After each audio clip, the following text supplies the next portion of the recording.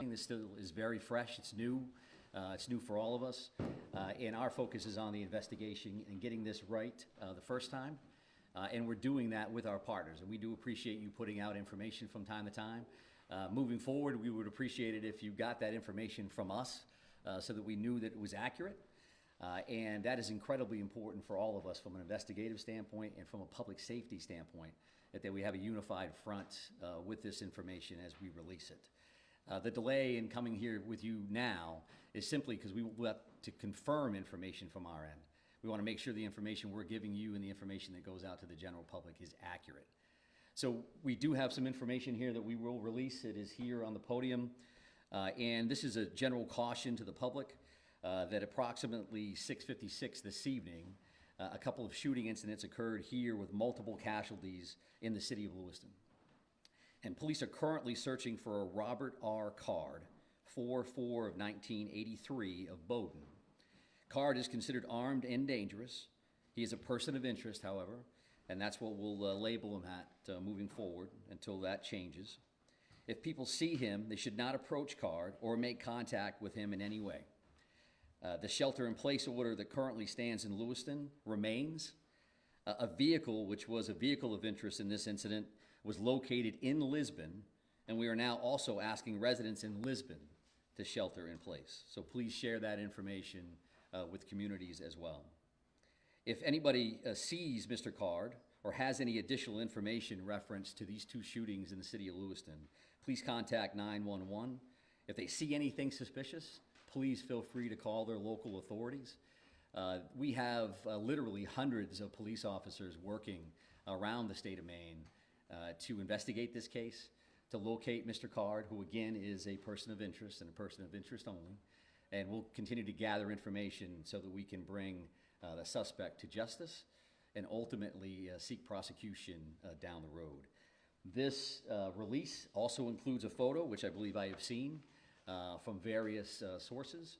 I would also let you know that we have created a reunification location, and that would be at the Auburn Middle School, so in the neighboring community of Auburn, at 38 Falcon Drive. Again, that's the Auburn Middle School. And when I say reunification center or location, what that means is that if somebody has a question or they have a concern, they can't find a loved one, they believe that a friend or a family member may be involved in what occurred here tonight in Lewiston, that they could respond to that location. We will have some of our behavioral health liaisons, counselors on site, and we'll also be providing information as it becomes available to us. As you can imagine, and as you know, there are multiple scenes in the city to include multiple hospitals, multiple follow-ups, a lot of witnesses we're speaking with, and a lot of leads. The general public has been very cooperative and very forthcoming with information. So I would expect if we have additional information, we'll be happy to come back and share it with you. I know that from the city of Lewiston standpoint, probably going to close City Hall after this briefing and probably move everybody out. But again, we appreciate your partnership and your patience. I would offer to take questions just so you know that I probably won't have answers. And as long as you know that going in, there's no disrespect intended in that. Feel free to ask a couple, and if I think we can get there, then I'm happy to answer those. If not, we do have work to do on behalf of our communities, and that's our primary focus this evening. There are many specific figures about casualties out there. Sheriff Sampson told me up as many as 20. I just wanted to give you the opportunity to set the record straight on that. Yeah, I do appreciate that. And I know that there's been a lot of numbers out there. This is a very fluid situation. So the last thing I want to come up is give you a number and then 3 hours from now change that in one direction or another. So I don't have firm numbers on that.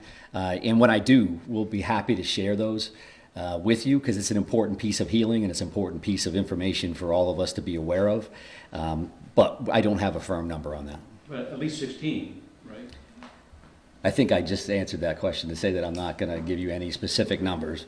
And there's been a lot of numbers all over the map all evening, and I don't think that that's helpful because it doesn't help family members. It certainly doesn't help the community to see, well, they just said this and they said that. So if you want accurate information, I'm prepared to give that to you when I have it. I don't have that right now.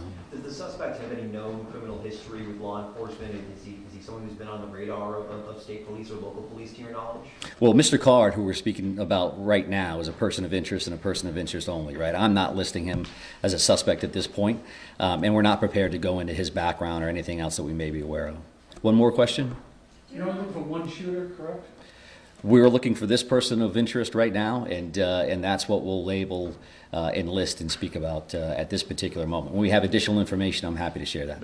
So thank you very much. I appreciate that. Again, thank you for your time. And I know Assistant City Manager O'Malley will make arrangements, I think, to move everybody out of the building. So thank you very much. I appreciate it. These are the flyers that we were mentioning, so feel free to grab those, and we'll talk to you.